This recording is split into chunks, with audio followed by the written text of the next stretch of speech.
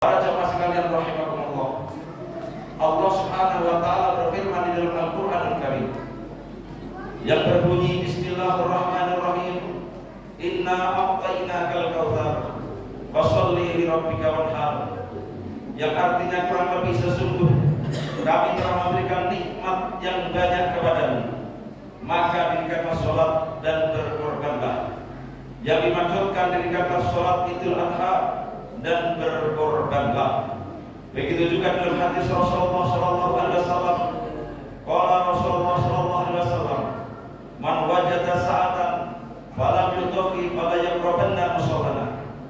Yang artinya kurang lebih, barang siapa mempunyai kemampuan akan tetapi ia tidak berkorban, maka janganlah ia mendekati atau menghampiri tempat sholat kami. Yang dimaksudkan adalah orang yang berlebih belanja dan keperluan hidup untuk diri sendiri dan tanggungan serumah dalam rumah tangganya pada hari raya Idul Adha dan 3 hari sesudah daripada hari tersebut, yaitu pada tanggal 11, 12, 13 Dzulhijjah, maka diperintahkan untuk menyembelih kurban.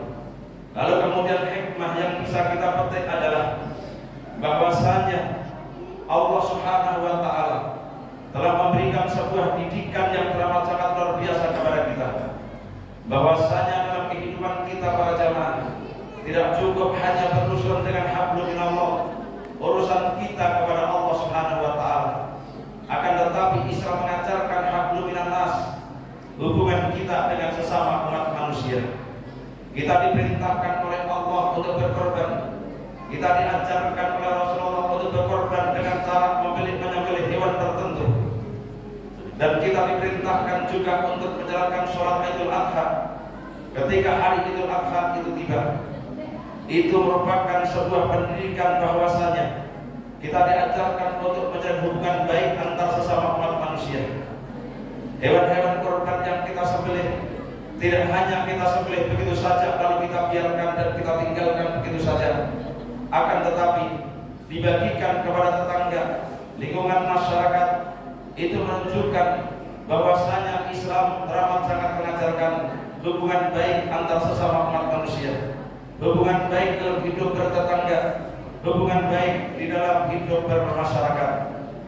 Islam teramat sangat luar biasa, saudara sekalian, bahwa kedermawanan yang dicontohkan oleh para nabi dan rasul, kedermawanan yang dicontohkan oleh para sahabat-sahabat Rasulullah sallallahu alaihi wasallam, itu tidak hanya sekedar kedermawanan, itu tidak hanya sekedar sebuah amal yang begitu saja, akan tetapi amal tersebut akan menghantarkan orang-orang yang mengamalkannya untuk selamat dalam kehidupan dunia dan selamat dalam kehidupan akhirat.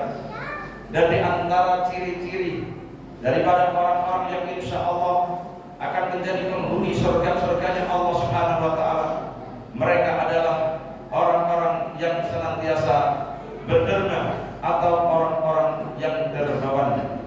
Karena kedermawan itu akan menghantarkan orang tersebut dekat dengan surganya Allah Subhanahu wa taala. Kedermawanan akan menghantarkan orang tersebut dekat kepada Allah Subhanahu wa taala. Sedangkan sebuah kebakilan akan menjauhkan dirinya dari Allah Subhanahu wa taala, dan kebakilan juga akan mendekatkan dirinya kepada nerakanya Allah Subhanahu wa taala. Kesimpulan dari khotbah singkat ini yang bisa kita petik para jamaah sekalian, mari bersama-sama kita niatkan pada pagi yang mulia ini, jikalau pada hari raya Idul Kurban atau Idul Adha pada tahun ini kita belum diberikan kesempatan oleh Allah Subhanahu wa taala dengan rezeki yang berkah melimpah ruah, dengan keluasan rezeki, dengan program rezeki, niatkan insya Allah mudah-mudahan di hari raya Idul Adha yang akan datang Allah Subhanahu wa taala karuniakan rezeki yang berkah melimpah kepada kita semuanya, sehingga kita bisa melaksanakan ibadah kurban di tahun yang akan datang. Dan harapan kita mudah-mudahan di tahun yang akan datang kita diberikan sehat walafiat, diberikan panjang umur, diberikan rezeki yang lebih, diberikan rezeki yang berkah melimpah ruah, sehingga di tahun yang akan datang kita lihatkan dari sekarang kita bisa melaksanakan ibadah kurban. Allahu Akbar, Allahu Akbar, Allahu Akbar, walillahil hamd. Para jamaah sekalian rahimakumullah. Yang selanjutnya sedikit tentang hikayah, tentang sejarah perjalanan di masa lampau dari